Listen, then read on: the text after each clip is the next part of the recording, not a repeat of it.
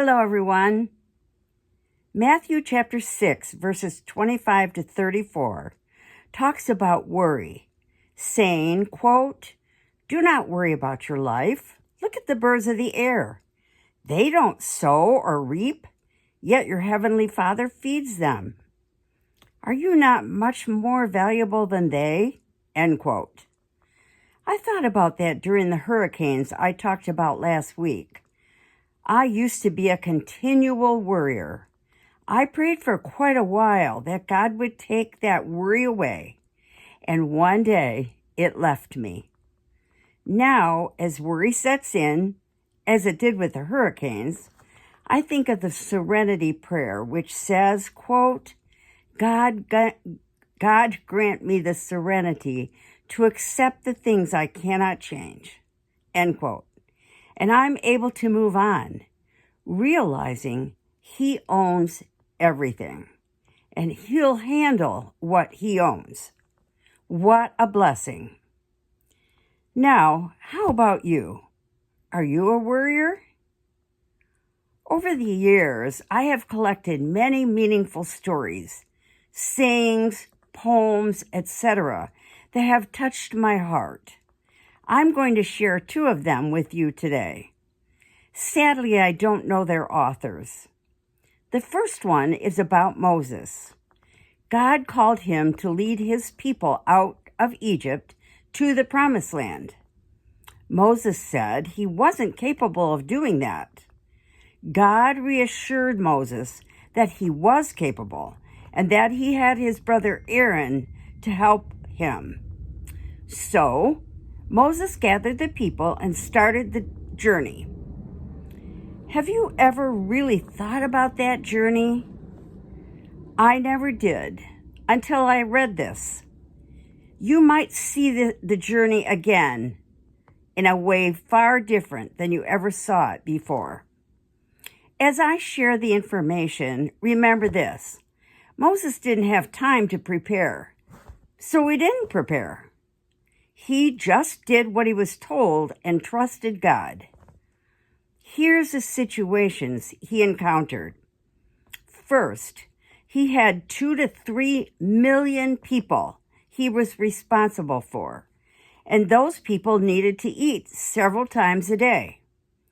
He would have had to have 1,500 tons of food each day to meet their needs. He would have needed 2 freight trains to accompany them, and he would have to be at least a mile long to carry the food. Since they were in the desert, they would need firewood to cook that food. They would need 4,000 tons of wood and a few more freight trains. They would also need water. It would take 11 million gallons each day and a train with tank cars 1,800 miles long to bring the water. To camp at night, they would need a campground 2/3 the size of Rhode Island. Above all, they would have to cross the Red Sea and do that quickly, knowing the Egyptian army was chasing them. If they went double file, the file would be 800 miles long and would require 35 days and nights to get through the sea. To cross it the way they did, however, the sea had to open 3 miles wide so they could walk 5,000 abreast and cross it in one day. Isn't all of this information mind-boggling and amazing? Now, do you think for one moment Moses considered any of this before he left Egypt or made any preparations? Of course not. God said go, and Moses went, trusting God to handle the necessities of the journey.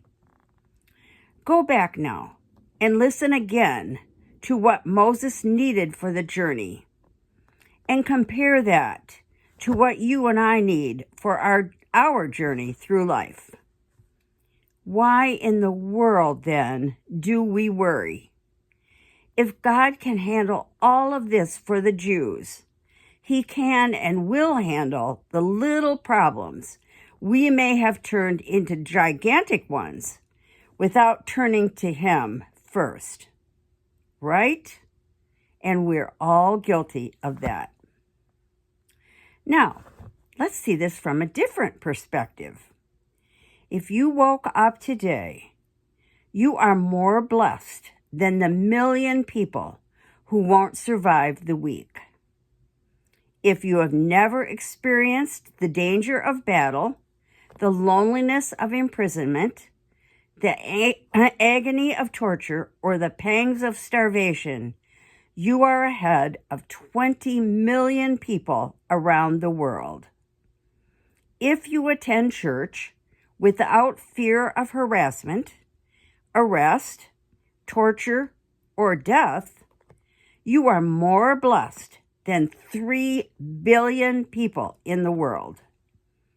If you have food in your refrigerator, clothes on your back, a roof over your head, and a place to sleep, you are richer than 75% of this world. If you have money in the bank and in your wallet, you are among the top 8% of the world's wealthiest people. If your parents are still married and alive, you are very rare, especially in the United States. Folks, I wish I could wallpaper just one room of our house with all of this information so I could look at it every day. We have no idea just how blessed we really are. As soon as something goes wrong, instead of turning to God for help, as Moses did, we fret about just how bad our lives really are. God already warned us about this in Matthew chapter 6 when he says, quote, "So do not worry, for the pagans run after all things, and your heavenly Father knows that you need them," end quote. Never forget that. God already knows our needs.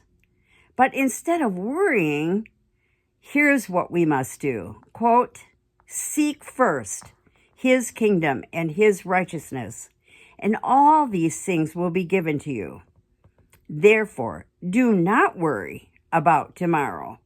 Tomorrow will worry about itself. Each day has enough trouble of its own," end quote. No wonder Moses didn't worry. He knew the journey ahead had astronomical barriers. But he believed that if God wanted him to lead the journey, God would handle everything. And he did. Ephesians 4 says, God, quote, "equips his people for works of service," end quote. That's a promise Moses believed and proved. 2 Timothy chapter 3, verse 17 says, "The servant of God may be thoroughly equipped for every good work." God has blessed his people. The problem, though, is either we would rather worry about it or we don't trust God enough to handle it. But God's got it. Let's close this Thanksgiving season by reading Hebrews chapter 13, verses 20 and 21, end quote. Quote, "May the God of peace equip you with everything good for doing his will, and may he work in us what is pleasing to him," end quote. Count your blessings, people. Trust God and get busy and do the work he called you to do. He'll handle the rest. See you Thursday.